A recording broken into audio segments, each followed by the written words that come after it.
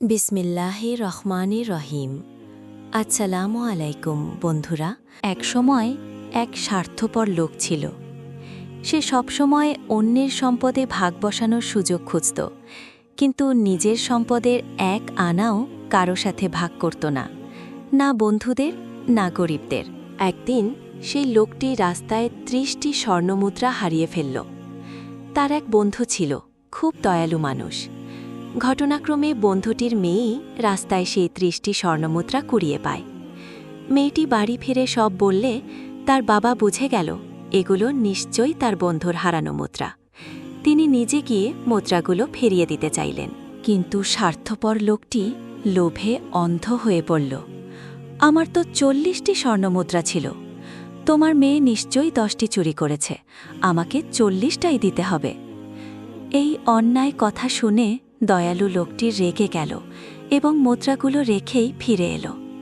কিন্তু স্বার্থপর লোকটি এখানেই থামল না, সে আদালতে মামলা করল। বিচারক প্রথমে মেয়েটিকে জিজ্ঞেস করলেন, তুমি কয়টি মুদ্রা পেয়েছিলে? মেয়েটি বলল, ৩০টি। তারপর লোকটিকে জিজ্ঞেস করলেন, তুমি কয়টি মুদ্রা হারিয়েছিলে? লোকটি বলল, ৪০টি।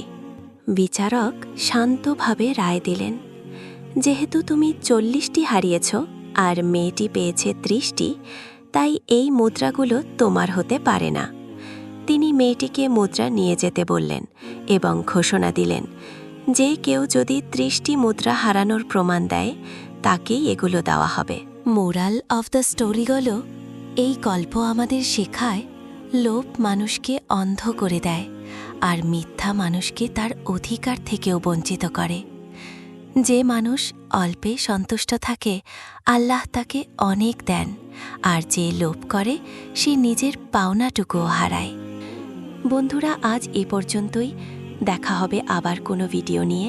ততক্ষণে বিদায় নিচ্ছি। আল্লাহ সবাইকে নেক হায়াত দিন, দুনিয়া ও আখিরাতের কামিয়াবি নসিব করুন। May Allah bless you and your family.